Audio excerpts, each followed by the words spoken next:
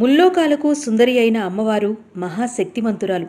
సూక్ష్మ రూపం నుంచి స్థూల రూపం వరకు, అంతకు మించి పరరూపం వరకు కూడా అమ్మవారు వ్యాపించబడి ఉండి పూజలు అందుకుంటోంది. స్త్రీ శక్తిని, పురుష శక్తిని రెండింటినీ తనలో ఇముడ్చుకున్న అమ్మ శక్తి గురించి వర్ణించటం, అంచనా వేయటం దేవతామూర్తులకే సాధ్యం కాదు. అంత శక్తి అమ్మవారి సొంతం.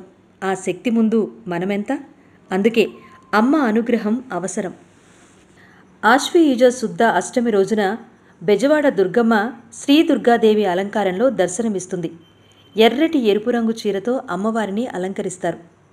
అమ్మవారికి నైవేద్యంగా పులగాన్నం సమర్పిస్తారు. దుర్గతులను నివారించే పరాశక్తి దుర్గాదేవి. పంచ ప్రకృతి మహాస్వరూపాల్లో మొదటి రూపం ఇది. ఈ రూపంలో అమ్మవారిని దర్శిస్తే శత్రుపీడనం తొలగి విజయం సిద్ధిస్తుంది.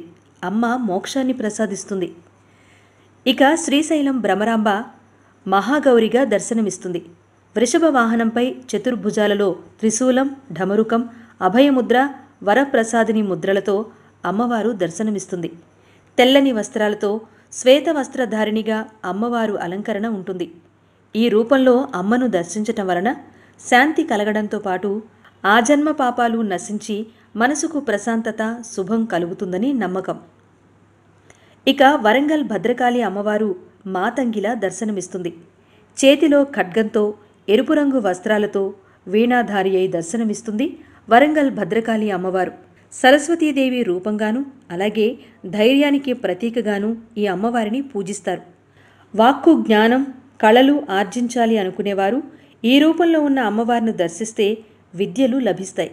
9వ రోజు అలంకారాలు, నైవేద్యాల గురించి మరో వీడియోలో తెలుసుకుందాం.